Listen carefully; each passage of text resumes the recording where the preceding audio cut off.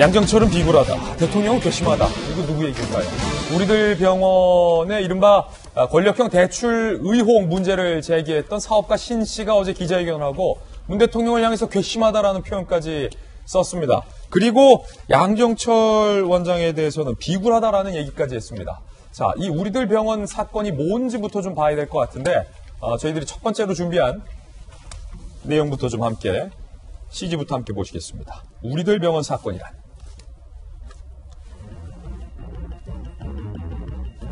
권력형 대출 비리 의혹 우리들 병원 사건이란 사업가 신 씨, 우리들 병원 이상호 회장의 1,400원대 특혜 대출로 피해봤다라고 주장을 하고 있습니다.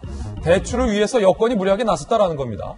자, 이상호 우리들 병원 원장은 노무현 전 대통령의 주치의로 알려져 있죠. 노 전 대통령 측근들과 친분이 있는 것으로 알려진 인물입니다. 신 씨가 제기한 세 가지 의혹은요. 이상호 원장이 2012년 산업은행과 신한은행으로부터 도합 2천억 원대의 특혜성 대출을 받았다라는 겁니다.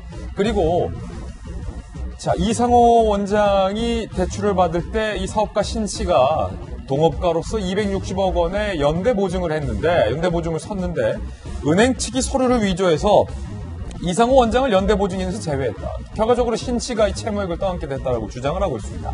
세 번째, 이런 연대보증 의혹 문제를 고소하자 검찰이 축소은폐 수사를 했다라고 주장을 하고 있는 그런 상황입니다.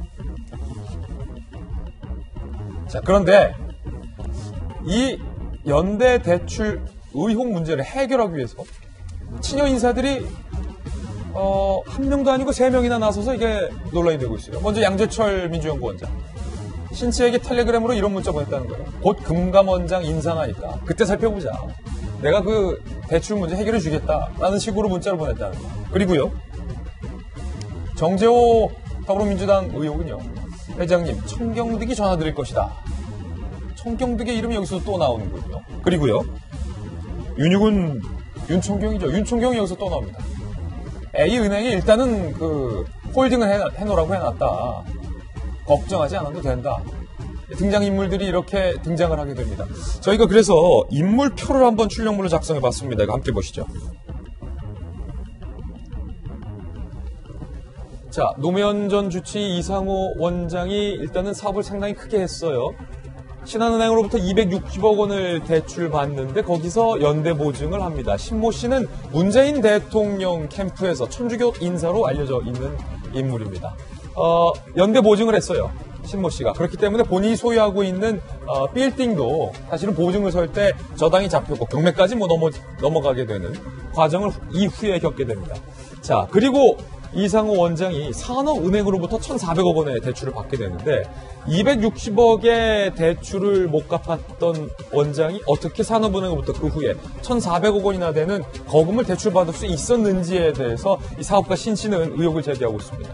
그리고 그 과정에서 이 원장이 신 씨에 동의하지 않은 상태에서 연대보증에서 빠져버렸다는 겁니다. 그 때문에 본인이 채무를 둘렀습니다. 그래서 이 문제를 해결하기 위해서 사실은 사인 간의 금융거래거든요. 그런데 정권의 실세들이 등장합니다. 양정철 원장, 정재호 의원, 윤총경까지 도와주겠다. 청경도 청와대 행정관의 이름도 여기서 등장을 하게 됩니다. 뭔가 등장인물들이 대단합니다. 신 씨는 어제 기자회견까지 갖고 이렇게 얘기를 했습니다. 문재인 대통령에 대해서도 괘씸하다라는 표현까지 썼습니다. 들어보시죠. 국민으로서 금융권에 굉장히 지금 불법을 당하는 억울한 일이거든요. 양정철이라든가 윤두근이라든가 정재호 의원한테 굉장히 궁금하게 생각합니다. 주장하지 말고 왜 그분들이 우물쭈물하고 잘 모르겠다는 점 이렇게 피하는지 객관적으로 그런 답은 너무 비굴한 답 아닐까 저는 그렇게 생각합니다. 보시면 그대로 말한다면 문재인 대통령도 괘씸하죠. 문재인 대통령과 가까운 지인인 우리들 병원하고 연관성이 있다면 그 문제가 잘 돼가는지 정도는 물어야 되는 게 양심이 아닌가. 네, 김영주 의원님. 네. 신 씨는요, 다 여기 나오는 사람들이 문재인 대통령과 가까운 사람들이다. 네. 그렇기 때문에 나는 지금 이렇게 억울한데 이런 일들이 벌어지는 거 아니냐. 뭐 예컨대 노무현 전 대통령의 주치인 이상호 회장 같은 경우가 260억 대출 연대보증 관계였는데도 불구하고 산업은행으로부터 1,400억 원대 대출을 받게 된다라는 것이 이른바 특혜, 권력형 특혜 대출이다. 신친팀이 이렇게 주장하고 있는 것 같아요. 네.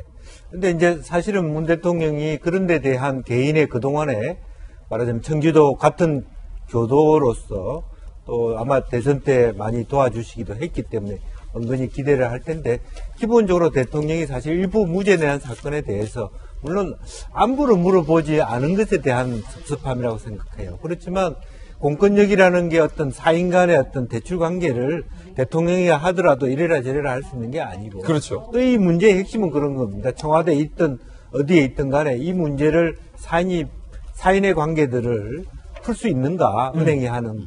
또 그런 것을 풀 수 있다고 얘기했다면 그것은 잘못된 것이고, 검찰과 경찰이 보는 시점은 바로 그 부분이라는 거예요. 그래서 지금 왜 이 문제가 그렇게 꼬여 있는지는 모르겠습니다만은 어쨌든 저는 한편으로는 두 가지 의문이 들어요. 신한은행이 과연 그러한 부분에 대해서 어떤 260억이라고 하는 부분을 실제적으로 뭐 법정에서 무죄가 나왔습니다만은 그 개인 한 사람의 산업은행 대출로 정치권 압력이 들었다 하더라도 해줄 수 있었을까 하는 것은 확실히 한번 다시 짚어봐야 될 것 같고. 1,400억 원의 대출. 지금 이제 양정철이나 이런 사람들이 다 보니까 윤규견도 그렇고 아마 이제 지금 정재호 의원도 그렇고 아마 노무현 대통령 시절부터 인연을 닿았던 사람입니다.